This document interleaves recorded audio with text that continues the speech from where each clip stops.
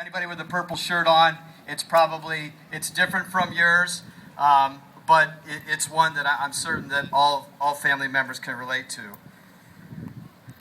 Move this down a little bit. This year, 12,400 sets of parents in the United States will hear the words that no parent ever wants to hear. Your child has cancer. And eventually, 2,500 of those parents will bury their child. You see, adults are told to stop smoking, wear sun protection, stop eating fatty foods, get a breast exam, get your prostate checked, and on and on. With children, you don't have to worry about prevention. Kids are not supposed to get cancer, right? My name is Jeff Sponseller, and on my birthday 3 years ago, my wife and I heard the awful words about our 11-year-old son, Julian. Mr. and Mrs. Sponseller, your son Julian has thyroid cancer. I have the most vivid memory of everything that immediately followed those words.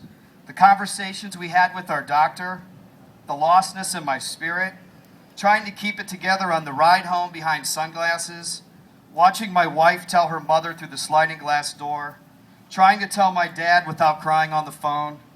Mostly, I remember crying like I never had in my life. But we pulled it together. We sought the best care we could, and we educated ourselves about this terrible disease.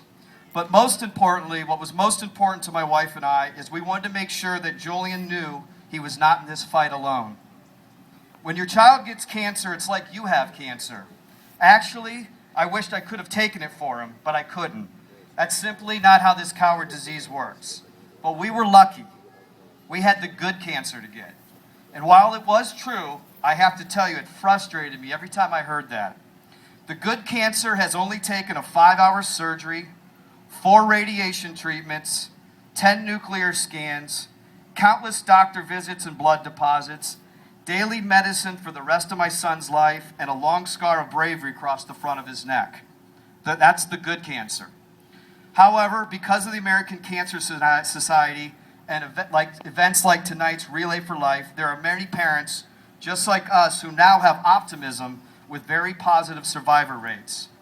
The overall survivor rate of all types of childhood cancer is now well over 77%. In fact, this is nearly a 40% increase in just 20 years, which is absolutely amazing. But regardless of the progress and how fortunate we have been, I still and very simply hate this coward disease. I hate cancer. Cancer, you made my son sick a lot. You stole part of our son's childhood. You made my wife cry. You made me cry. You cost me time with my other children. You're probably the worst thing that's ever happened in our lives. But ironically, I also want to thank cancer. I want to thank cancer for bringing all of my family together like never before. I want to thank you for my son Julian feeling overwhelming love like he never has before. I want to thank cancer for teaching me about what is truly important in life. I want to thank cancer for teaching me about compassion. I want to thank you, cancer, for showing me how weak I really am and how tough my wife really is. Thank you, cancer, for introducing me to a very compassionate community and to friends I never knew that we had. Thank you, cancer, for inspiring me, challenging me, and humbling me. You changed our lives forever. But most importantly, cancer, thank you for allowing me to be the father of the toughest, bravest kid I've ever known. Our son and cancer survivor, Julian.